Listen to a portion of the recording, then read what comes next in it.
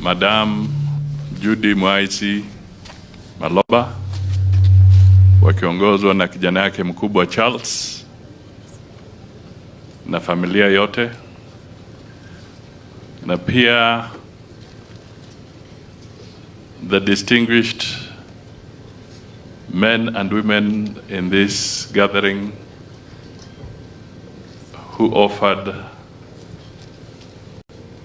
very honorable service to the public of Kenya and to the president who are here present, pia nawatambua.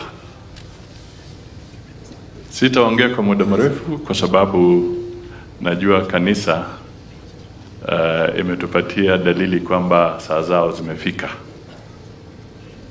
Kwa hivyo ujumbe wangu wa kwanza ni kusema kwamba nimekuja pia kwa niaba ya Rais wa Jamhuri ya Kenya, Mheshimiwa William Samoei Ruto, ambaye pia alimfahamu Judy.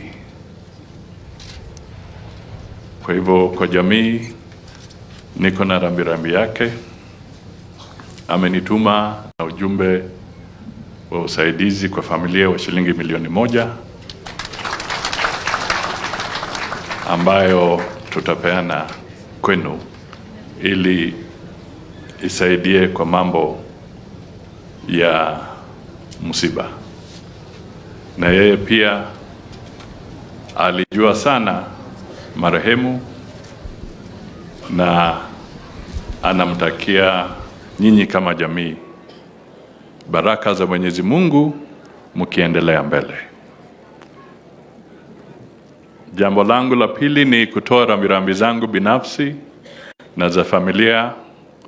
Pia katika kwa familia yetu ya Mudavadi tulijuana sana naye, kuanzia kwa wazazi mpaka kwa sisi ambao tuko, na isitoshe mamangu ambaye alinizaa alitoka kwa jamii ya Judy. Kwa hivyo niko hapa pia na hiyo kofia, na ukiona hiyo jina Judy Maloba Mwaitsi, kwa wale ambao hawajui Kiluya vizuri, Mwaitsi is a shepherd, yule ambaye anachunga the herd. So in a way, when you listen to the description they have given about her life, she was truly a shepherd. And for that, we honor her. Now, let me say only 2 very brief things. A country thrives when the institutions that give guidance are respected, are nurtured, and are protected. And the most critical institution in our constitution is the presidency. Now, there are many ways to protect and guard the presidency. You can do it in a specialized way, the way our security people do. You can also do it by being a dedicated public servant. You can also do it by maintaining dignity and decorum to that office. Madam Judy worked with dignity, with respect, and in her own way, she protected and guarded the presidency.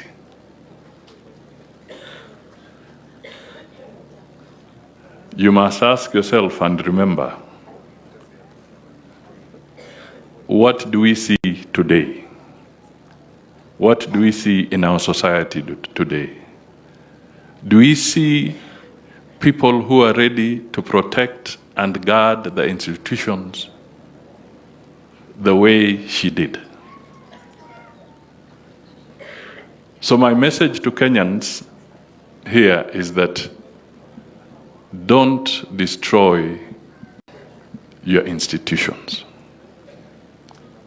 Because, as I said somewhere the other day, in fact on Labor Day, I said that the biggest threat to any nation is not necessarily terrorism or gangsters. The biggest threat to any nation is when critical institutions of that nation are dismantled or undermined so that they don't function. That is the biggest threat to any nation. Judy protected not just the presidency, but she protected this nation. Let us give her that honor. Let it be a lesson for many of us who want to move forward. The final thing, maybe the family spoke about it, but I was touched because I work with a brother. Joe Busiega is my chief of staff in the office of the Prime Cabinet Secretary. I think somewhere I read that she is in the panel that was working on the beatification of the late Cardinal Otunga to become a saint. So you must ask yourself, if an individual can be identified by the Catholic Church to be part of that very delicate and honorable function, then that person is truly extraordinary in her demeanor, in her character, in her ways. So again, that is a measure of respect. La mwisho, to Kenyans, let us be united. Let us not encourage a culture of lies and believing in lies and talking lies and eating lies and sleeping lies and waking up lies. Yani vandu vakuoneka ni uveshi vuza badumura vuza uveshi vuridiko.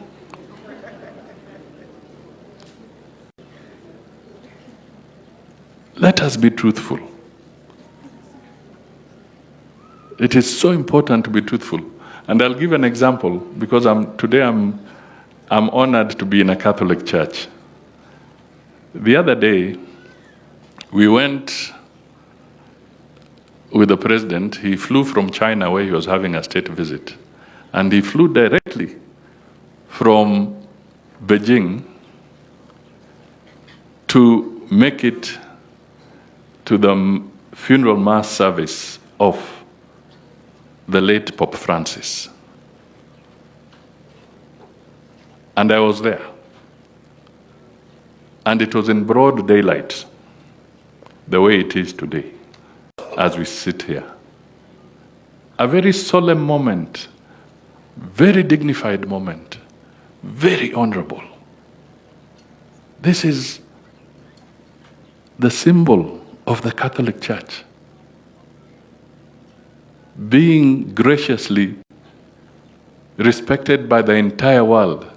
Over 50 heads of state, 10 monarchs, I don't know, 170 heads of government coming there to respect him. And it was so dignified, with a lot of honor. And the Catholics had organized themselves with extremely elaborate protocols. How they receive the head of state. Each head of state was assigned a bishop. They receive them, they guide them up to where they sit. And it was 1+5, so that you don't crowd the place. So it was so orderly, just the way I know the Catholic Church to be orderly. It was very orderly.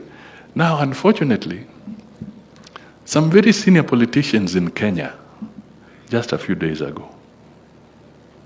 Very senior. Actually, started like that one, saying that candles were being given to the president, and the candle of President Ruto went off.